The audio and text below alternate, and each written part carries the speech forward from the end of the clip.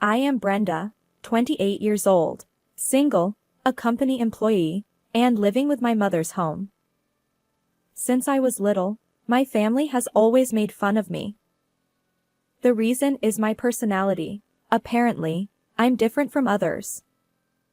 You see, I don't behave like everyone else and always feel like an outsider. Even now, I only have motivation for things related to my interests, and I'm generally indifferent to most other things. My concentration doesn't last at all. However, when I do find something interesting, I pursue it relentlessly and can focus for hours. I used to think this was normal. Until my mother told me. You're different from others. My father never spoke ill of me, but my parents divorced, and my brother and I went to live with our mother. My brother, who had always teased me alongside our mother, isolated me within the family. His verbal abuse toward me was particularly harsh. Fortunately, I have a personality that doesn't care what others think, so I wasn't hurt by their words.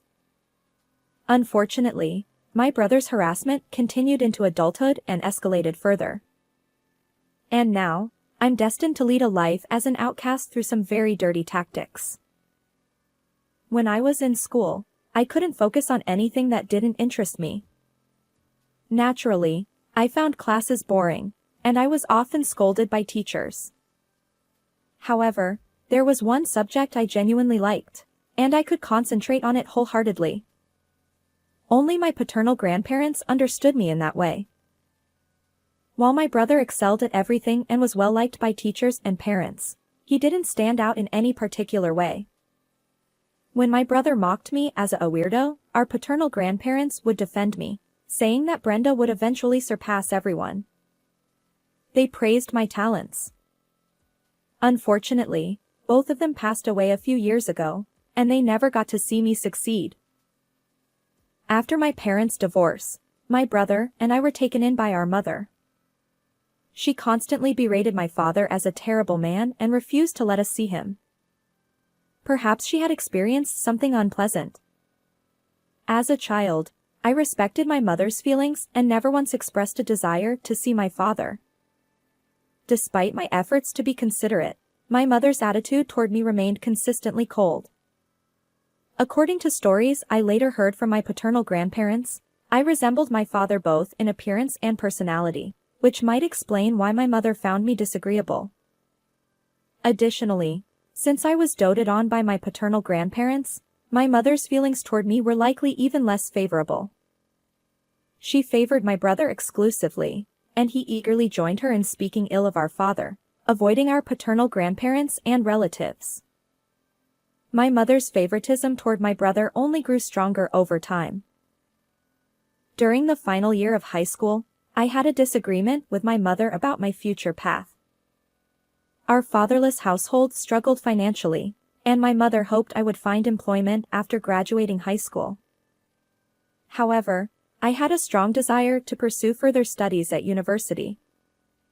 Neither my mother nor I backed down, but ultimately, my paternal grandmother, who was still alive at the time, covered my tuition fees, allowing me to attend the university of my choice. Although my mother was displeased, she couldn't argue when it came to the financial support. Reluctantly, she sent me off to college. Since then, my mother has become increasingly cold toward me. While I could have moved out and lived independently, I didn't feel the need to leave home. You see, my personality only allows me to focus on things related to my interests, so my mother's cold attitude and snide remarks didn't bother me.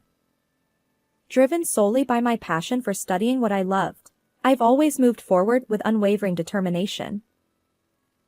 However, as a child, I still tried to be considerate of my mother. Whenever something displeased her, she would take it out on me. It wasn't pleasant, but growing up without a mother wasn't an option. So, I made an effort to listen to her and follow her instructions. Honestly, it was exhausting. But now, as an adult, things have changed. Leveraging my personality trait of not caring about things that don't interest me, I've learned to navigate my mother's moods without stress. I didn't feel the need to move out and live independently. However, circumstances took an unexpected turn. My brother, who had already moved out and lived on his own, returned home after changing jobs. Suddenly, we were back to living together as a family of 3, just like when we were kids. My mother, who had always doted on my brother, was overjoyed to have him back. Despite my brother continuing to mock me as he did in the past, I remained unfazed. My busy work schedule often took me overseas, so I rarely stayed at home. I thought we could manage well as a trio, even with my brother's dismissive behavior. However, it seems my assumptions were too optimistic. My brother tried every trick in the book to force me out of our family home.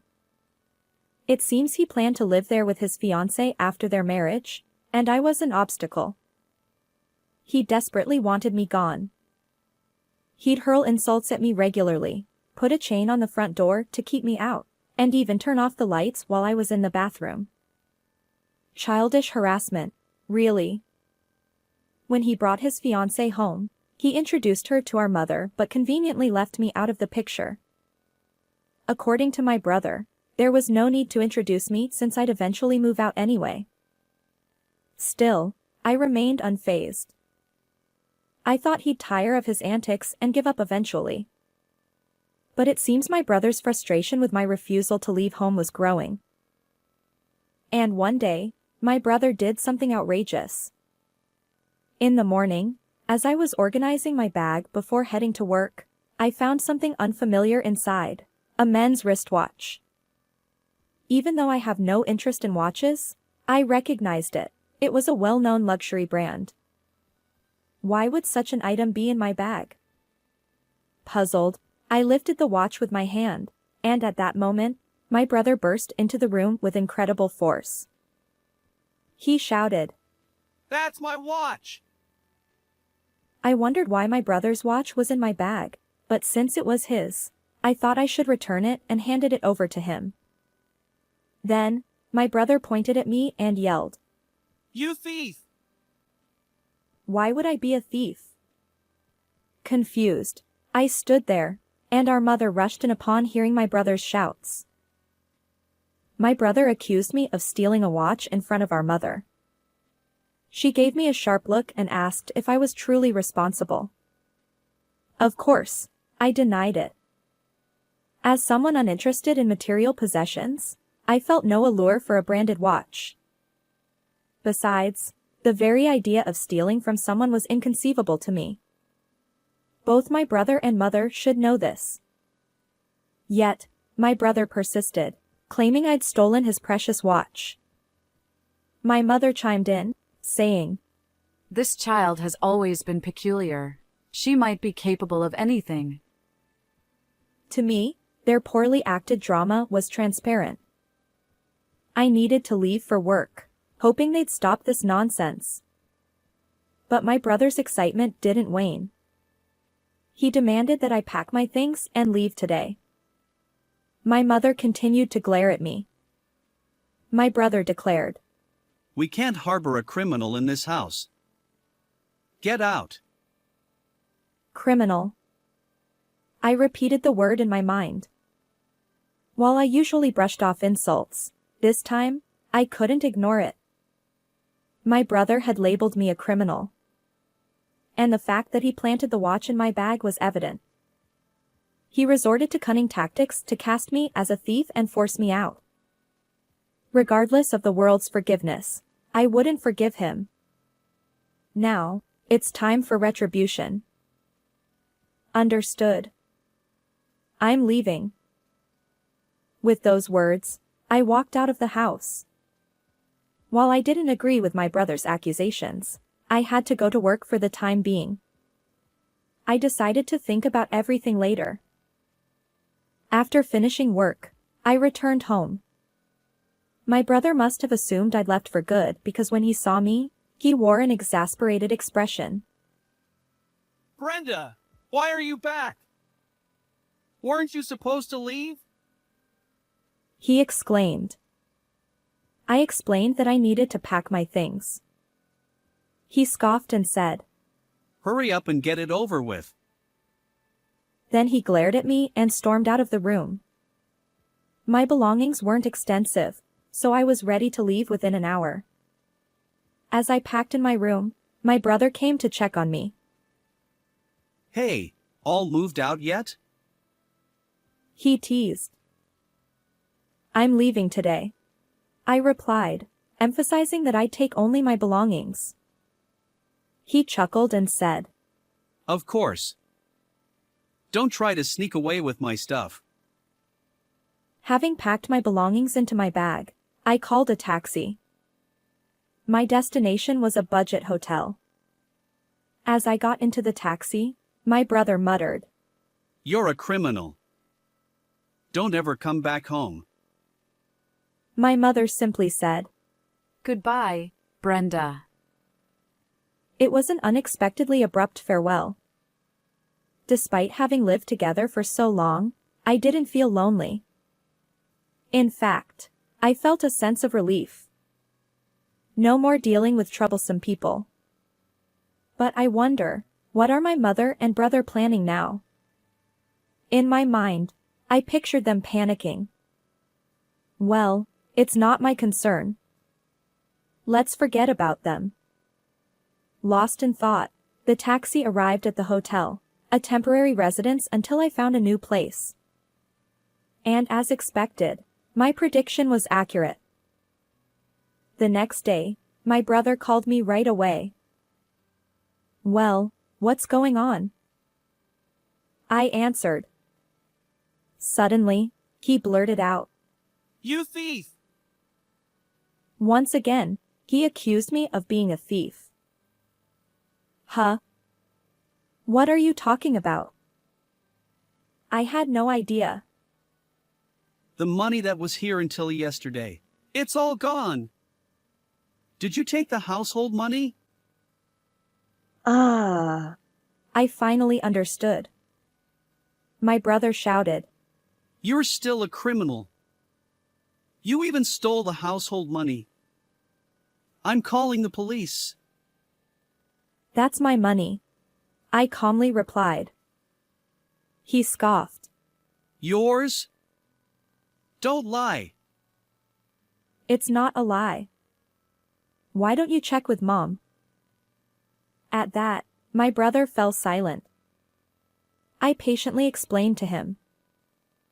Actually, I was the one supporting our family's finances back home. Every month, I contributed money to the household and provided for my mother. After my parents' divorce, my mother received substantial alimony from my father, so she didn't work much. When I graduated from college, the alimony payments stopped, but now she relied on my salary. Occasionally, she'd work part-time, but only for a day or two a week, and she'd quit those jobs quickly. In essence, if I were gone, my mother would face financial hardship. When I left home, I clearly stated that I'd take everything of mine with me. So now, it's up to you. Running the household can be quite challenging since it requires a fair amount of money, you know. Despite not working herself, my mother was quite extravagant. She loved buying new clothes, furniture, and electronics, and dining out or going on trips. I provided her with enough money to satisfy those desires. When funds ran low, she'd become irritable, but with enough money, she'd smile and stop complaining. Upon hearing my explanation, my brother's voice trembled. Hey, just how much is your income? He asked.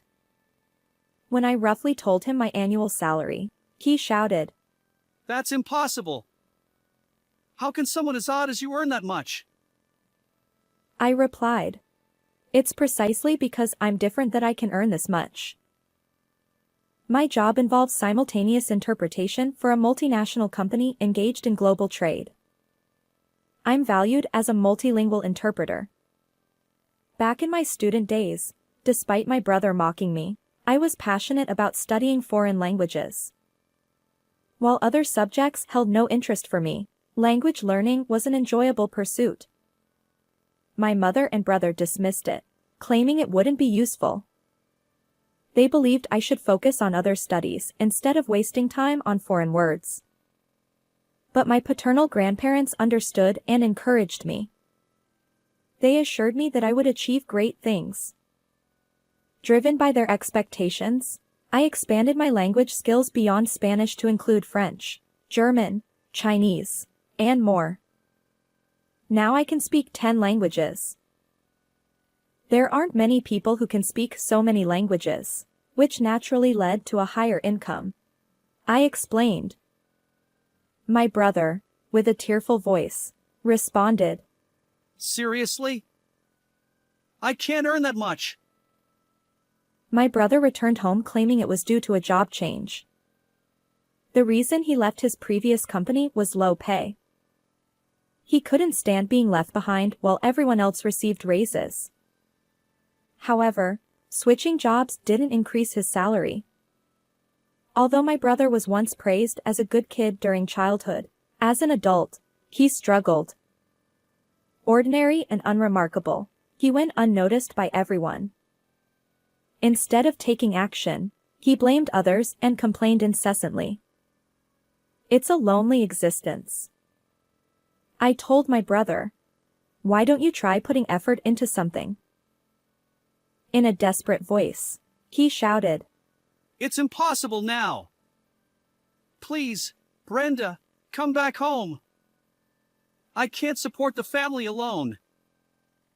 but I refused, saying, "No way. I won't live with someone who treats me like a criminal." And with that, I hung up the phone. Afterward, it seems my mother and brother had a major argument. My mother had assumed that my brother earned a similar income to mine, so she didn't seem concerned when I moved out. However, my brother's salary was less than a third of mine. Frustrated, my mother scolded him, saying, We can't live on such a low monthly income. Unfortunately, her words wounded my brother's pride. He erupted, shouting, Mom, find a job without relying on me. The once close parent-child relationship is now strained, as you can imagine. Since then, my mother reluctantly started working. Having relied entirely on me for so long, she struggles with any task, often earning reprimands from her boss. Still, she works to make ends meet. As for my brother, he keeps changing jobs. The company he thought would finally pay well turned out to be an exploitative company, and he fled in a hurry. His engagement also ended in a breakup. Nothing seems to go right, and he's feeling defeated. On the other hand, I found a nice apartment near my workplace and moved out of the hotel. Living without constant snide remarks from others is surprisingly comfortable. My work remains busy, but each day feels fulfilling. I'll keep studying and pursuing my beloved career. How did you find this story? Don't forget to subscribe to the channel. Until next time in the next video.